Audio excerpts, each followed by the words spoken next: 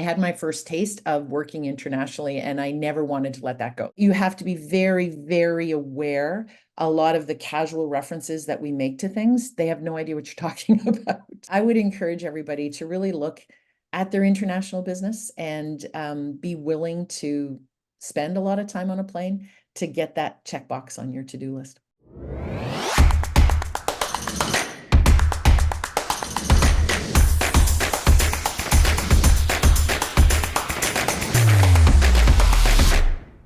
Welcome to Voices of Global Speakers, the podcast for professional speaker associations and their leaders around the world.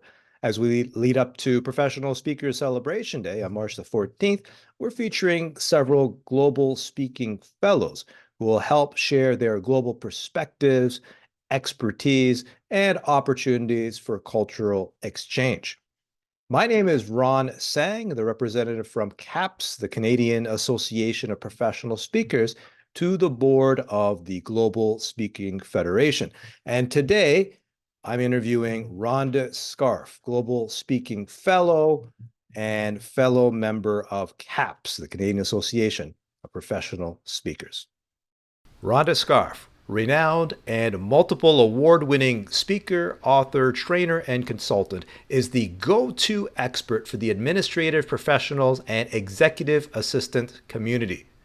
Rhonda has earned the highest speaking designation in the world, the Certified Speaking Professional Designation, CSP, was named as a member of the Canadian Speaking Hall of Fame in 2017, and earned her Global Speaking Fellow designation in 2019.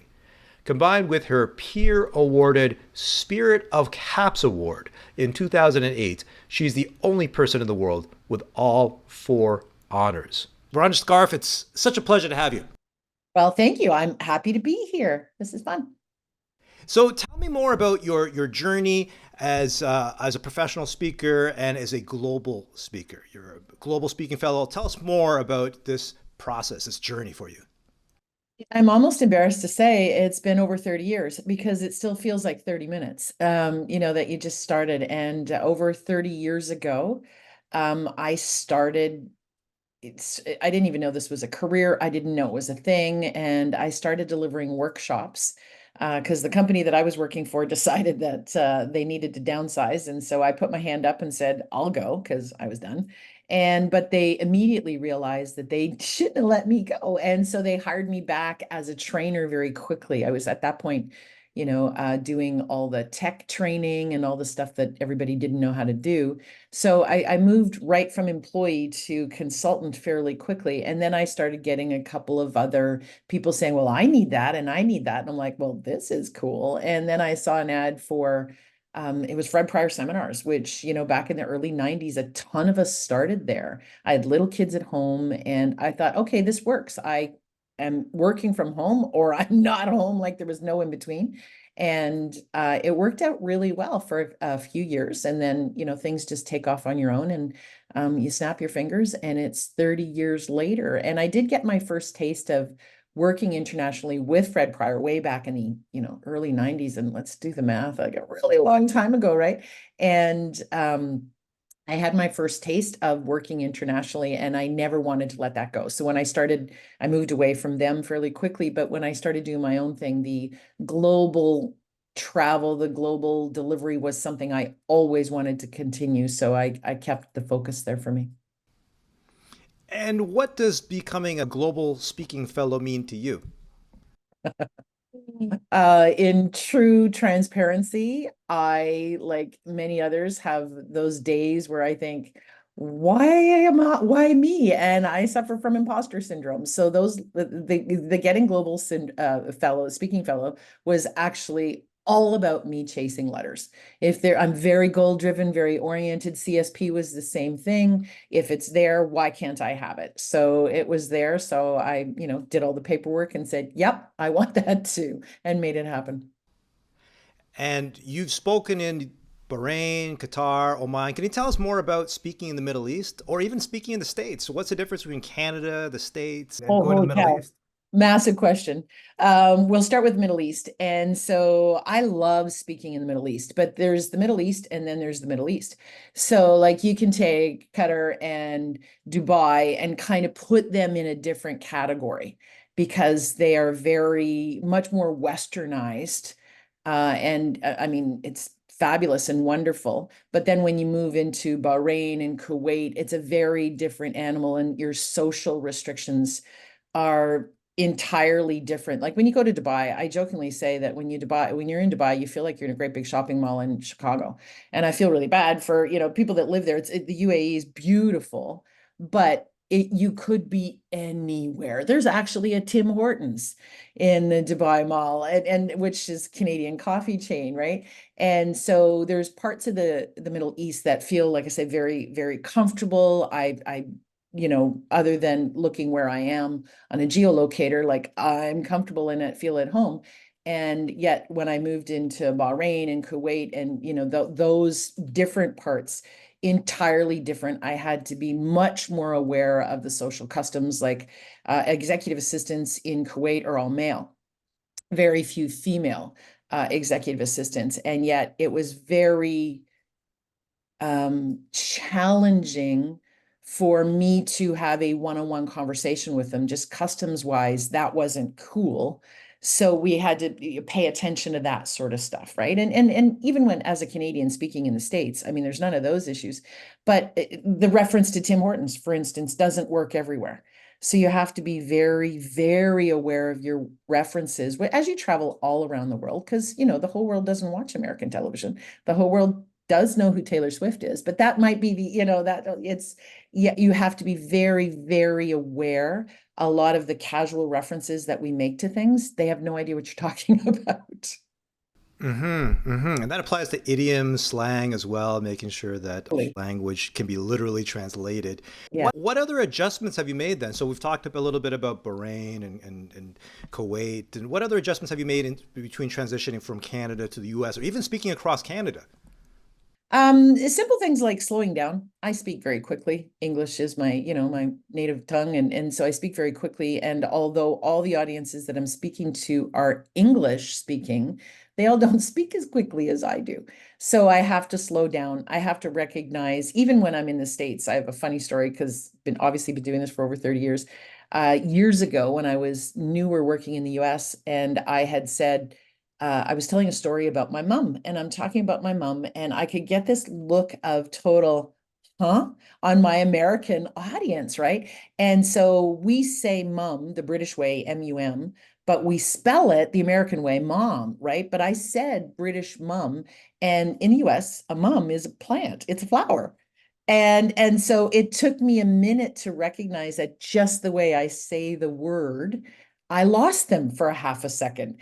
Now, if I had a British accent, I probably wouldn't have lost them because they would have done the instant little, oh, that's British for mother, right? But the Canadian accent sounds so much like theirs in many places that they had to do the math a little bit. I do switches, like I jokingly say that I'm bilingual. I speak American and Canadian. So I switch from miles to kilometers and to Fahrenheit to Celsius, like I'm doing that all over the world. And I think that that's really important when you travel. So my husband and I just got back from a really epic vacation. It was really nice. It was down in South America. And as we were taking some of the tours, the tour guides were all talking in the metric system, but 99% of the audience was American. And you could see that they didn't even do the switch to the temperature. So when somebody'd say, we were down at the bottom of South American Ushuaia, and very, very the lowest city in the world, right? And somebody said, sort of what's a good summer temperature? And our tour guide said 10 degrees. And they're all going, 10 degrees, like that's winter. Well, okay, it is cool, but it was Celsius, right? And so you learn very quickly to do that because not everybody does the conversion. And all around the world, like even in the UK, they use miles, or like we even as Canadians, we back and forth with things, right?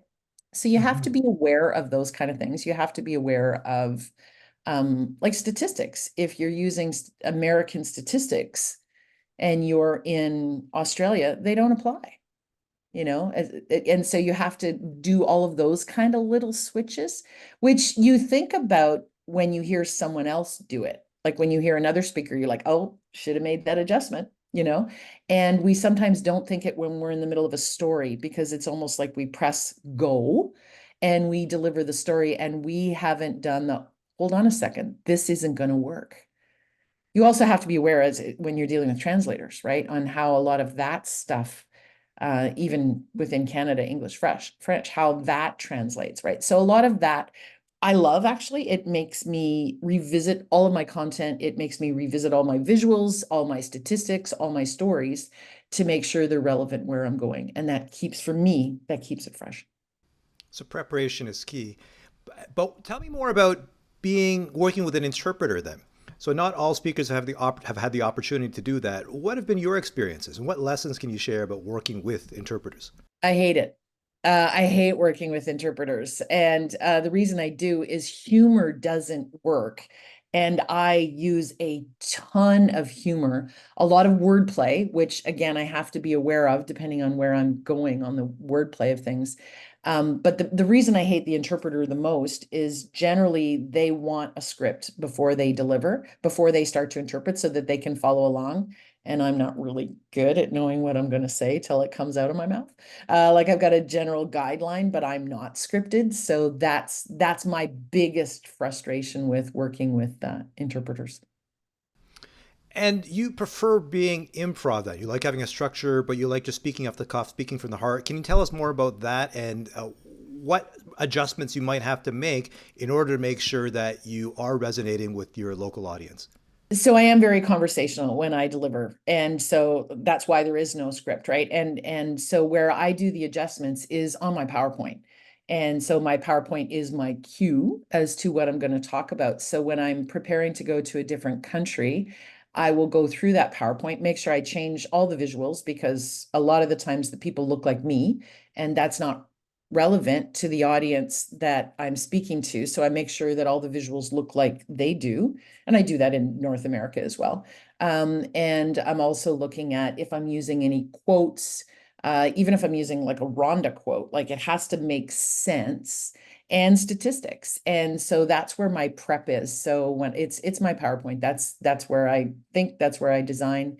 And so that's where I get all the changes before I go. So when I'm prepping at home before I go, I say, oh, this story is not going to work because, and let's be honest, I've learned that the story isn't going to work because I've told it and it went flat. So it's more of a recall of this is why it didn't work. And a lot, when you're taking your bazillion hour flight home, you have a lot of time to think about what worked and what didn't work. And I do like to do a debrief. And so I will go back and say, okay, this story didn't work. Why? Or this activity completely flopped. Why? And that's how I learn for the next time. And I understand that you do a lot of work on airplanes. You do a lot of writing and planning. Can you tell us more about that? Because some people just like to they like to relax and watch a movie, or they listen to some music and unwind. But you're hard at work. Tell us more about that process. You know what? I think because for 30 years of spending so much of my life on an airplane, it's it is my it's like, the Pavlov's theory. As soon as I sit down, the brain goes work and it completely explodes. And I never watch a movie on like unless I'm flying to Australia and I've got 30 hours to kill or something, and I might watch one movie.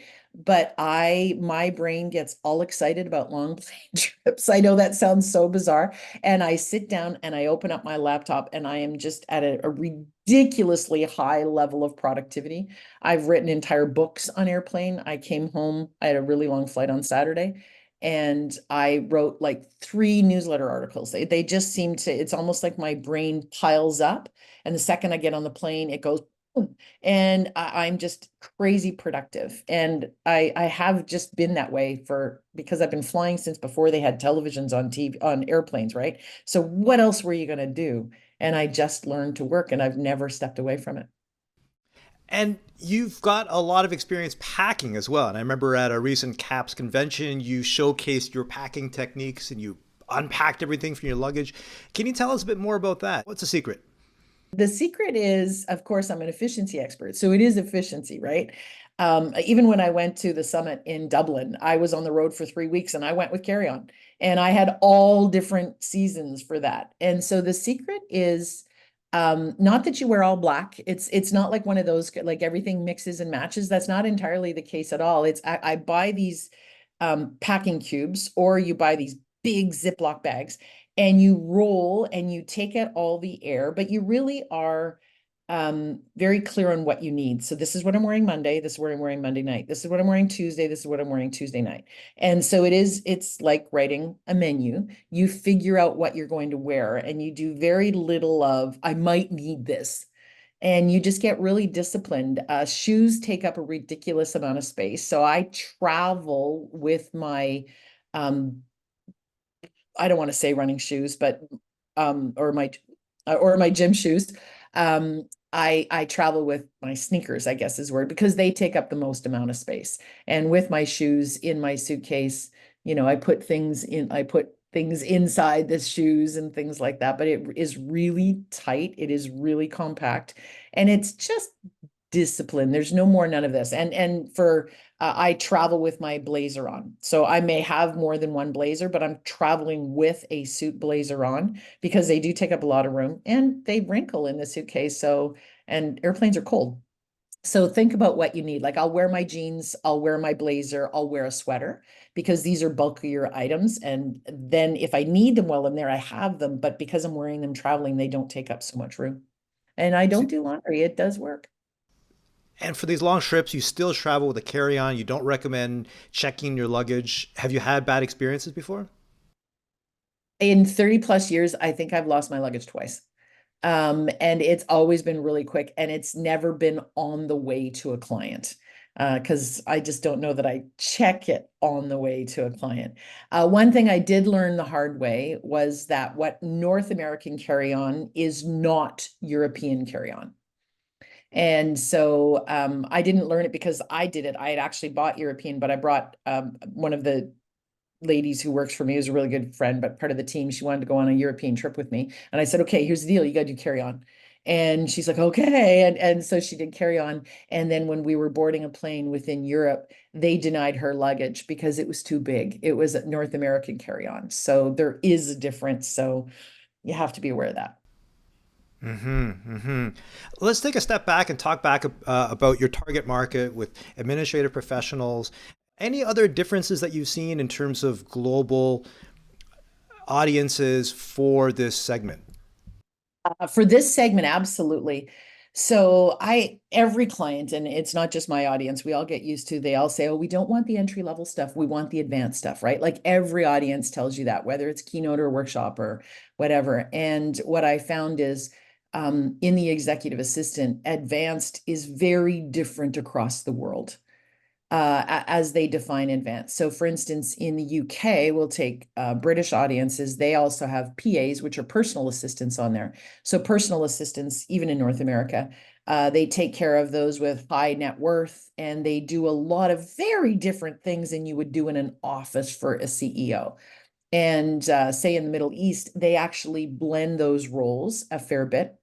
So the executive assistant might be also planning the family vacation. Well, you wouldn't do that in North America. That would not be part of your job kind of stuff, right? So the definition of advanced is very different. It's sort of like if there's any tech trainers out there, the whole world says, oh, we want advanced Excel options. Yeah, no, you really don't because you're not advanced, that kind of thing. So the same is true with the executive assistants around the world is everybody thinks they're ahead of every other country, and they're not. So it's just like I'll talk about what I would consider an advanced stuff, and sometimes they're lost in the dust, right? And I'm like, okay, back this up, not that sort of stuff.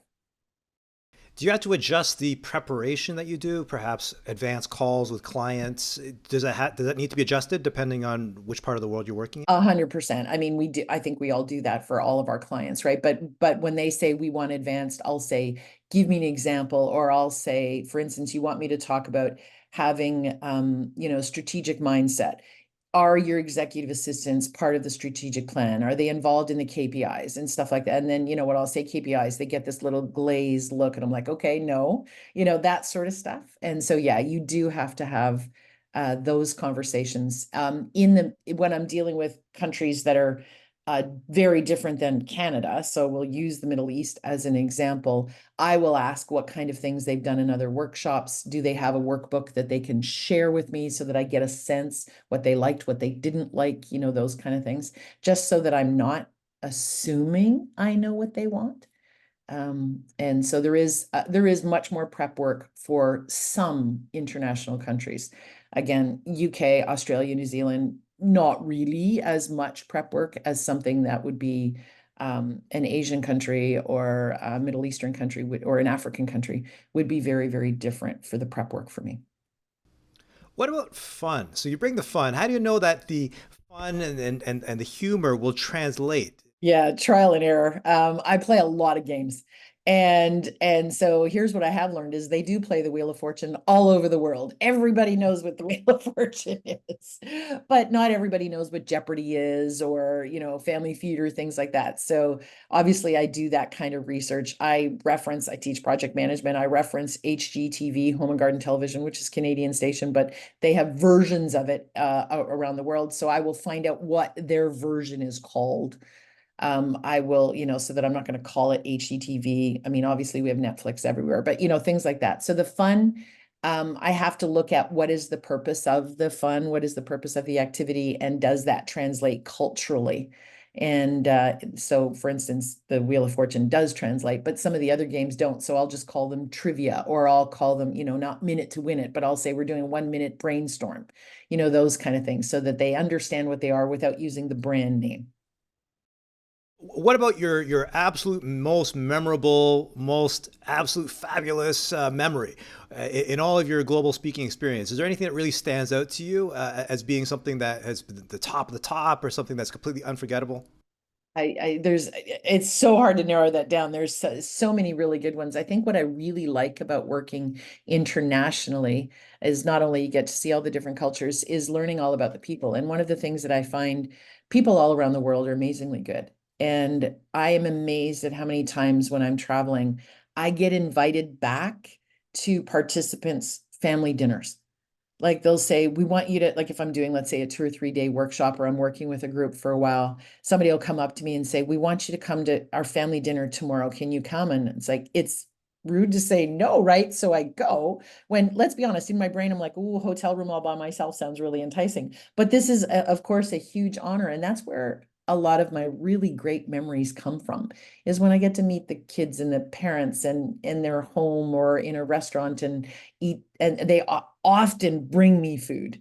They often want to bring me something that they've made, and that's where the biggest memories are. It really is the people. I mean, I've seen an incredible world. We really do live in an amazing space, but the best part of this world are the people that are in it, and that's the best memories.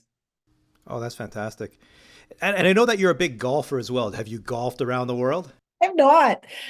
So you can't do golf clubs carry on, right? No. So I also begrudge the time waiting for luggage as I'm standing there waiting for luggage. I'm like, I need to get to bed or whatever. So I have not golfed around the world, although, it's definitely on the bucket list to do on the retirement end of things, but not when I'm working. Yeah. Is there anything else on your bucket list? Any aspirations that you are working towards, or any other nice to haves that are within your business control? So I do have a really big bucket list item, and I've been putting it out to the world, and this is obviously the right audience to put it out to. I've never spoken in India, and I want to. And the only continent I haven't been in is Antarctica, and we're going to be okay with that. But I want to work in India, and so that's I'm working with some potential clients, and I'm putting it out to the world because that's still there, and that's a culture obviously I want to explore, and really feel that I need to do that before before I'm gone, I guess is the word. Yeah. Nirja Singh, the Professional Speakers Association of India. Pay There you go. attention. Pay Exactly. Rhonda attention. wants you. We're tagging Nirja and Rhonda. Any thoughts on the future of speaking, whether it's AI related or not?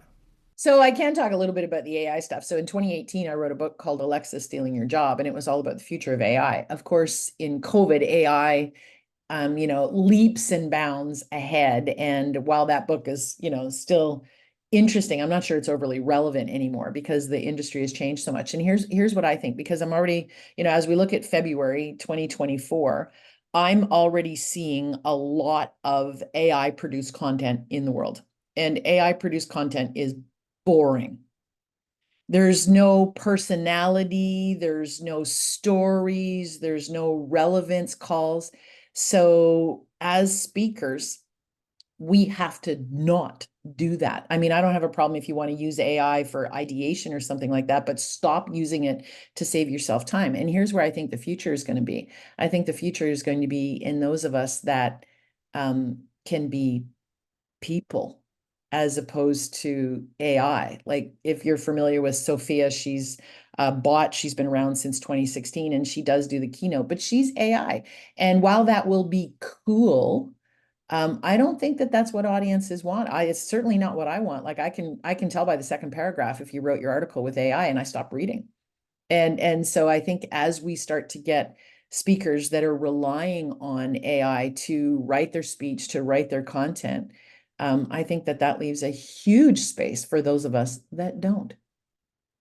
Rhonda, any closing thoughts? Anything else that you want to leave us with? Anything that you haven't mentioned or anything that you want to revisit? Let me revisit the Global Speaking Fellow designation, in that I said I got it for me, which of course I think is why all of us, get any designation. It's personal, and it really did make a difference to me. I got it in 2019. I was well in the industry, right? Like almost 30 years at that point. And it really wasn't um that I knew that I needed these letters to tell me that I could work internationally, but they really made a huge difference in my life. And my clients don't know what it is. And they don't know what the CSP is. They don't know what the Hall of Fame is. They read it and go, oh, that's cool. Like I've got one client who it consistently introduces me as Sisp and Hoff, like they don't even though I explain what the letters are, right? And so it means nothing to the client, but it meant a lot to me. And I think most of us are really goal driven. And if you're sort of sitting on the fence thinking, I want to do this. It really does make a difference. And it's that check mark has gone off my list. And hopefully they don't come out with any more letters because I'll have to get those too. But I would encourage everybody to really look at their international business and be willing to spend a lot of time on a plane to get that checkbox on your to-do list. Rhonda, thank you so much for joining us today. Thanks for sharing your global wisdom and insights. How can people get in touch with you? I'm all over the world, all over the internet, all over. Just type Rhonda Scarf, SCHARF. It's like the scarf you wear in the winter with an H, and it's Rhonda with an H. And you're gonna find me all over, but please connect with me. I'd be happy to chat. Amazing. Thank you again, Rhonda. Thank you.